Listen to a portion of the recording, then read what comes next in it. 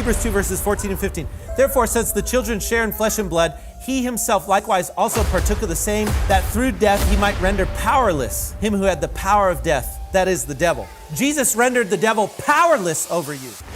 Why? Why? Because people go, oh, he's got powers. Oh, he could make a cup levitate, send an Islamist to murder me, whatever. No, he's powerless. Why? Because you're going to heaven. He has nothing on you anymore. Look at verse 15. And might free those who through fear of death were subject to slavery all their lives. The fear of death makes you a slave of violent extremists, slave of LGBTQ agendas, slave of tyrannical governments. It's the fear of death that leads to your slavery. The best thing you can do as a Christian is recognize that you no longer have to fear death because Jesus defeated death and defeated Satan on your behalf. And when you really believe that, again, you can't lose.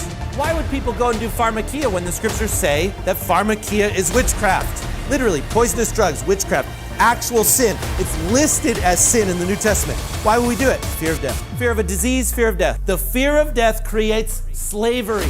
Jesus has set us free from the fear of death. You don't have to fear the Islamists, the pandemic, the tyrannical king. Why? Because all they have, their weapon is the fear of death. That's their weapon. And once you don't fear death anymore, you really are unstoppable. Nothing will be impossible for you. They have to kill you when you get to that place. Because like all the disciples, they just start changing the world too much because they don't fear death. What did Peter say? People don't recognize this is a big deal.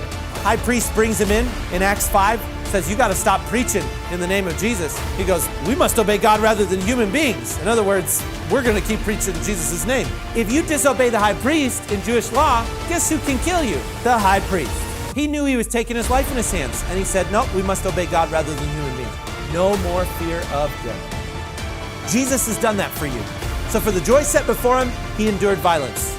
And now because he did it, you're saved and you don't have to fear death. That is a wonderful package deal.